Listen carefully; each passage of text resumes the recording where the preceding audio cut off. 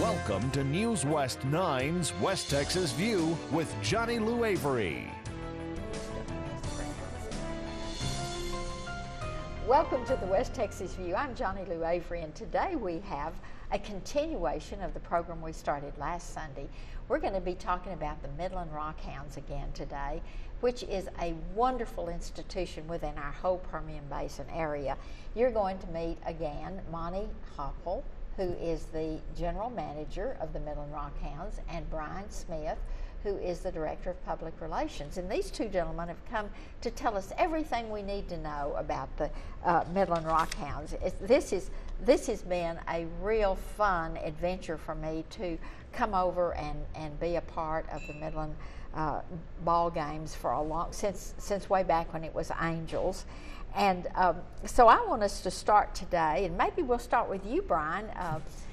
Last week you both gave us a little bit about your background and how you got to Texas, but I want you to start today by just talking about a day in the life of a minor leaguer.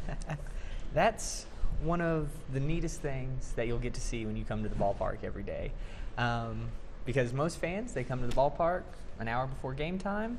They get their souvenirs, get their concessions, sit down, watch these guys play 9 innings on the field, and then go home.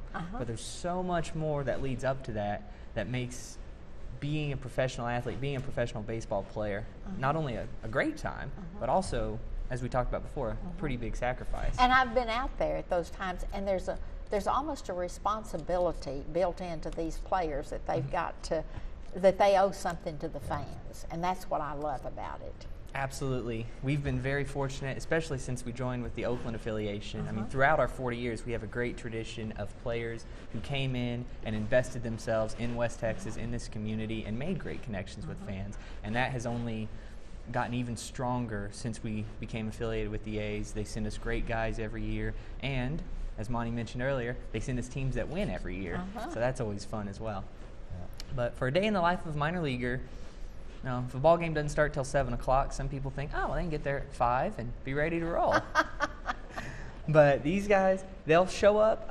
Usually, they get up in the morning around 7:30, 8 o'clock, and head to the gym and do a quick workout.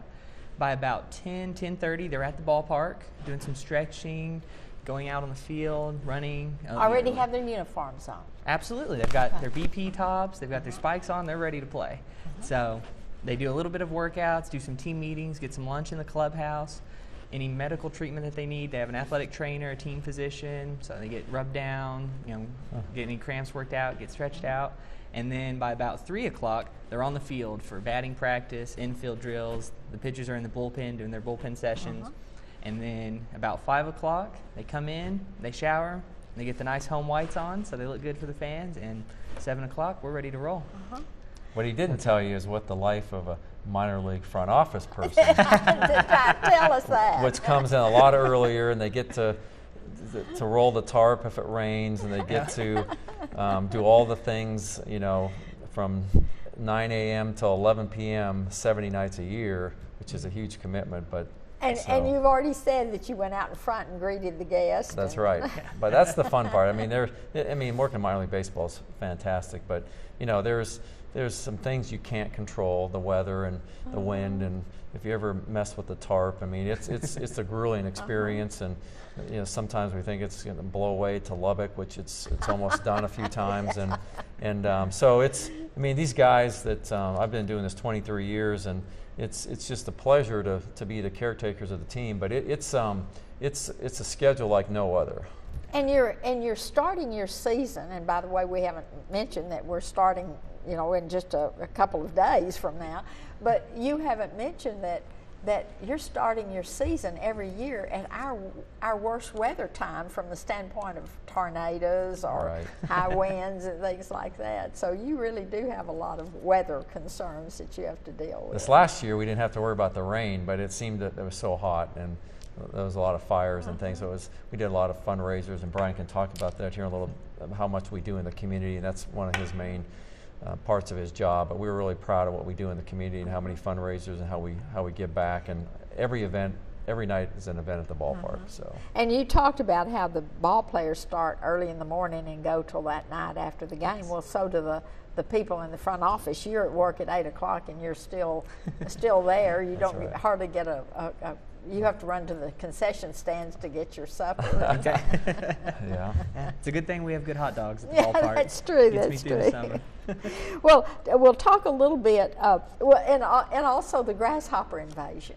Oh, there's been a number of, I mean, that was before my time. That was back in the Cubs in the 70s. But grasshoppers, I was told, and it's been verified by many people, it was so thick they had to cancel the game because you couldn't see the batter to the pitcher. And there's been a lot of different things. We had the Philly Fanatic there one night, and when I was there, and it was so windy, you couldn't keep both feet in the batter's box, so they had to cancel the game that night. And there's been a number of odd things going on. One time we got this little vehicle stuck on the infield dirt because it was kind of damp and it had rained earlier.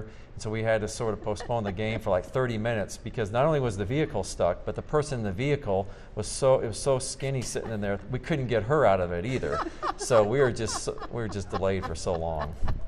But only in West Texas, only and in we West Texas. native West Texans understand that completely. That's right. Some of these newcomers are out there saying this has to be made up, That's but right. it's not. Well, but you know, I had a misconception. I thought there was some type of recruitment that you did, but actually the Oakland sends you all the ball players, and you really don't have any choice about That's correct. we're ready. Yep, that's one of the neat things about minor league baseball is that all of the players, everything that happens on the field is all controlled by the Oakland Athletics, our current affiliate. So they tell us who we're getting, when we're getting them, and when they're going away. So for example, in 2010, my first season here, we're making a charge, late season push for the playoffs. We have Corey Brown. He's been our best offensive player all year. The day before the playoffs were supposed to start, Oakland calls and says, Corey, you're going up to Sacramento We're to moving you AAA. up. Yep. So great for him, but on the other side of that call is, of course, well, Midland, you guys have had a great year. Good luck in the postseason. Oh, no. But the thing is, that happens with every team. But it's- yeah. We're all here to develop players for the major leagues, so it's frustrating for us sometimes and the fans, but that's what we are, a farm team, and we're building players for the major leagues. But most of the fans are excited because they want to see these players that they've loved and watched to But go up. The good news is the single A team of the A's, we get their best player. Right. So it works out. Absolutely. And that's one of the great, since we joined with Oakland, 1 out of every 3 players who has come through the Rockhounds has gone on to be in the big leagues. That's one of the highest success rates in the majors. Oh, wow. So the guys that you see when you come to Rocky Town, when you come to Citibank Ballpark, are quite literally the very best in the world at what they do. And they'll be on ESPN in just a very short We're going to time. have to take a break right now, but when we come back, I want us to talk about coaching and how you select the coaches. We'll be right back with another segment of this program in just a minute. Stay tuned. West Texas View will be right back.